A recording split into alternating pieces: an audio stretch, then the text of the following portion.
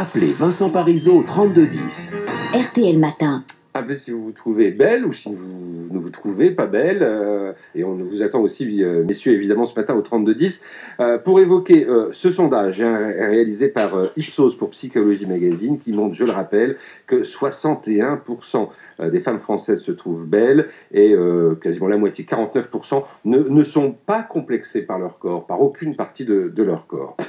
Évidemment, on en parle avec vous, avec également Jean-Claude Agege. Bonjour. Bonjour. Vous êtes chirurgien plastique, vous avez écrit Votre beauté vous appartient chez Odile Jacob et vous signez aux côtés d'Isabelle Alonso ou encore Judith Godrèche, Karine Viard, cet appel pour être belle et rester vraie, c'est-à-dire pour une beauté libre, sans cliché, une beauté naturelle. C'est d'ailleurs, j'ai envie de vous dire, assez étonnant pour un chirurgien plastique. Vous sciez un petit peu la branche sur laquelle vous êtes assise. Oui, c'est ce qu'on me dit souvent, mais pas du tout. Vous savez, pas du tout. Je crois qu'à la base, il faut bien ramener les choses à leur juste place.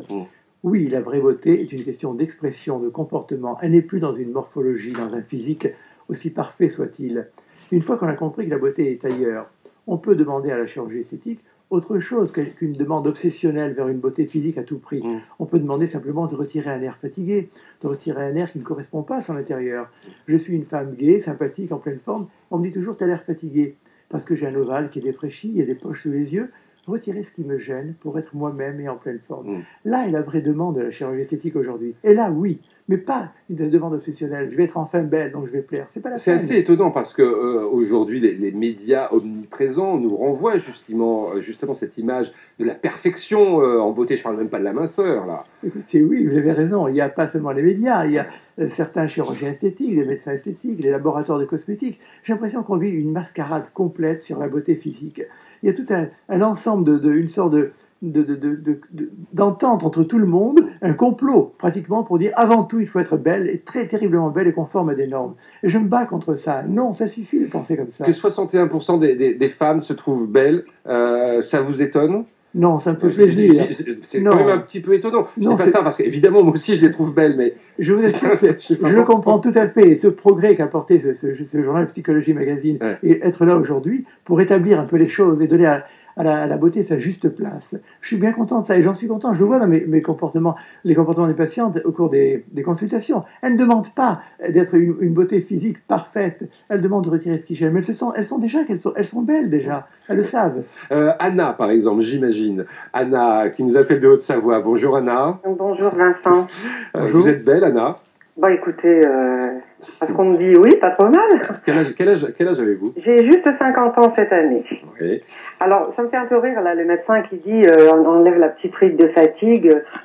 Pardon, je pense que pour enlever ces petites rides de fatigue, bah, comme moi, je ne bois pas, je ne fume pas, je m'alimente comme il faut, je ne suis pas une lève-tard. Au contraire, le matin, bah, je suis toujours en forme, parce que mon papa disait toujours que l'avenir appartient à ceux qui se lèvent tôt. Alors voilà. Très bien.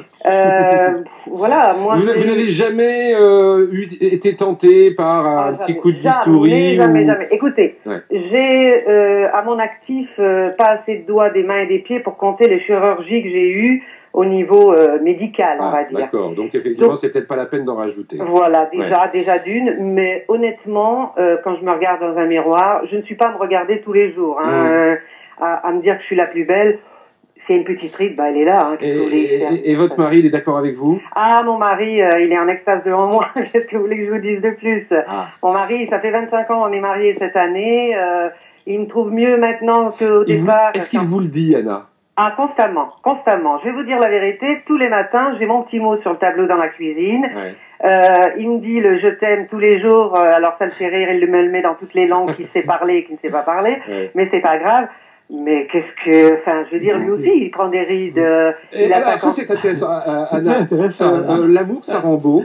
Alors, vous avez tous les matins le plus beau lifting que l'on puisse faire. Ah oui, ça j'en suis complètement persuadée. C'est le regard d'un homme qui vous aime et qui vous admire. Tous les matins, j'ai droit à mon petit mot. Et je comprends tout à fait votre... Et toutes les personnes qui viennent me voir, quand elles sont là en train de regarder ces petits mots, ils sont ébahis. Croyez-moi, si vous me demandiez quoi que ce soit, je refuserais parce que vous avez Oui, on le sent très bien à votre ton. Il y a aussi la beauté, elle rayonne. Elle rayonne de beauté. Ne faites surtout jamais rien et restez comme vous êtes. Je ne suis pas là pour vendre le chirurgie esthétique, vous savez pas du tout. Ne changez rien, Anna. J'ai une maman qui a 78 ans. Écoutez, voilà, elle a quelques petites rides. Oui. Bon, j'ai hérité d'une poitrine généreuse. J'ai hérité d'une poitrine généreuse par ma grand-mère paternelle. Par nous gêner, mais si vous... Non, là, on vous souhaite reconnaissez qu'il y a une injustice devant la vie et devant la beauté. Mais en ce qui vous concerne, ne changez rien du tout. On peut écouter un homme, tiens, qui va nous donner son avis. Patrick, qui est à Savigny-sur-Orge, dans l'Essonne. Bonjour, Patrick. Bonjour Vincent, bonjour à votre invité. Voilà. Alors, les femmes se trouvent belles. Elles ont raison ou pas? Elles ont raison. Et puis, je vais être souverain, pour moi, les plus belles femmes du monde, ce sont les Françaises. Ensuite, une femme, à partir du moment où elle reste propre sur elle, qu'il n'y ait pas 3 tonnes de maquillage, même qu'elle ait un peu de rondeur ou pas de rondeur. Non, effectivement, vous dites, donc pas 3 tonnes de maquillage, donc la beauté au naturel, c'est ça ce que vous aimez, Patrick. J'aime la nature, donc tant qu'elle restera naturelle, la femme est magnifique. Il n'y a pas de discussion possible.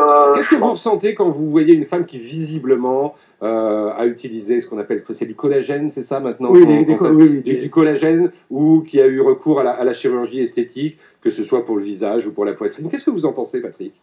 Je pense qu'il faut absolument qu'elle aille voir un psychologue parce que la nature l'a faite ainsi. Il y a des hommes qui la préfèrent comme elle était avant et elle, absolument, dans un miroir, elle veut changer son image. Ouais. Donc c'est qu'elle a forcément un problème psychologique. Écoutez, alors, ça c'est votre avis, mais Virginie, par exemple, je crois qui nous appelle de la Châtre, dans l'Indre, je crois que Virginie a fait un petit peu de chirurgie esthétique. Je me trompe, Virginie? Bonjour Vincent. Bonjour. Oui, tout à fait. J'ai fait quelques petites améliorations très discrètes au niveau du nez et au niveau de la poitrine, entre autres, puisque 3 grossesses, 3 allaitements, donc ça peut abîmer un petit peu. Oui. Donc moi, en fait, je voulais pas du tout ressembler aux filles qu'on voit dans les téléréalités, qui se ressemblent toutes, qui sont hyper siliconées. Vous voulez pas être une bimbo, Virginie? Pas du tout. Moi, je voulais être moi-même, sans les petits agréments liés à la grossesse. Vous vouliez être vous-même en passant par la chirurgie? Voilà. En fait, ça saute pas du tout aux yeux, mais moi, je le vois, je le sens. Oui. Je me sens bien. Je veux dire, je m'entretiens par ailleurs, je ne bois pas d'alcool, je ne fume pas, je me mets pas au soleil. Je fais attention à mon hygiène de vie, mais en même temps, si on peut aider un petit peu la nature ou les dégradations un petit peu du temps qui passe, on le fait. C'est discrètement. Oui, mais on n'en doute pas. C'est un discours que vous appréciez, là, celui que je viens de tenir. Absolument. C'est ce que j'appelle dans mon livre le SMIC beauté. Le SMIC beauté, j'ai appelé ça. Vous êtes au SMIC beauté, Virginie. C'est-à-dire le seuil minimum individuel garanti. C'est la plus belle apparence à laquelle chaque personne peut prétendre en restant elle-même et en retirant simplement les défauts qui la gênent et en gardant sa personnalité. C'est le SMIC, c'est ce que j'appelle le SMIC beauté dans mon livre pour rigoler. Mais c'est effectivement ce que vous dites, c'est exactement ce que vous dites. Et c'est là que la chirurgie esthétique doit avoir sa vraie place. Et c'est là qu'elle a un essor très important. C'est pas dans ces visages liftés, tendus, figés, dans ces poitrines arrogantes, dans ces lèvres arrogantes. Non. C'est justement ce naturel que vous recherchez. Et là, c'est formidable, il n'y a rien à dire à ce que vous dites. Je vous souhaite une bonne journée, Virginie. Alors, cela dit, on peut avoir eu des enfants, plusieurs enfants, et puis décider de rien toucher. C'est ce que vous avez fait, Isabelle. Bonjour, oui. Isabelle. Bonjour, Vincent. Dans l'Essonne. Et vous vous trouvez belle? Tout à fait. Moi, mon histoire s'est écrite sur mon corps. J'ai eu 3 enfants, effectivement. Et puis voilà, j'ai un corps qui est encore tout à fait en état de fonctionnement. Et les hommes peuvent se retourner sur moi dans la rue. Ça me dérange pas du tout. Ça me fait sourire. Ouais. J'ai des secrets, comme tout le monde. Je rigole 1 fois par jour. Je mange beaucoup de chocolat. Et puis, je prends une occasion pour rigoler, pour apprécier tout ce qu'on peut apprécier dans la vie. Je veux surtout rien changer, puisque la vie, elle est comme ça. L'histoire s'écrit sur nos corps. Et puis, on l'assume, on vit avec. Et nos grand-mères ne changeaient rien. Elles étaient très belles. Moi, j'ai l'intention de les dire comme mes grand-mères. C'est joli ce que dit Isabelle. L'histoire s'écrit sur nos corps. Oui, écoutez, c'est très beau, mais c'est en même temps très injuste ce que vous dites. C'est injuste parce que vous avez bénéficié d'un corps, de pouvoir manger du chocolat, ce qui n'est pas donné à tout le monde. Et il y a des personnes qui n'arrivent pas à manger des chocolats tous les jours, et qui n'ont pas un joli corps, et qui ont besoin malheureusement de se faire aider pour essayer d'avoir un corps tout à fait normal. Je ne dis pas déjà très beau, mais au moins normal. Et pour ces personnes, il faut aussi penser à ces personnes-là. Il faut leur dire que oui, on peut faire quelque chose. Mais le danger, c'est d'en faire trop. Le danger, c'est d'arriver à modifier son corps ou son visage au point de devenir absolument impersonnel, cloné, avec un visage qui ressemble à certains critères et au lieu de garder les expressions. Donc, ce que vous dites est très beau, mais ça ne comporte que vous, que votre manière, que votre chance, la chance que vous avez eue. Il y a une injustice profonde, vous savez, devant devant le physique. Bon, vous avez conscience de votre chance, Isabelle. Absolument. Oui, tout à fait, mais le corps est pas parfait non plus. J'ai des rides, je commence à avoir quelques rides au coin des yeux quand je souris. C'est le charme, ça. Absolument, mais gardez-les. Bah oui, la poitrine, si elle est pas soutenue, évidemment, ça dégringole. Mais ça aussi, c'est le charme.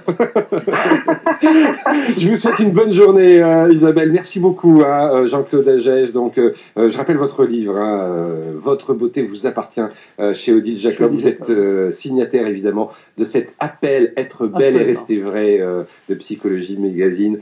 C'est vrai que vous êtes belle. On vous embrasse toutes et tous, d'ailleurs. Merci beaucoup, parce que nous aussi, on est pas mal.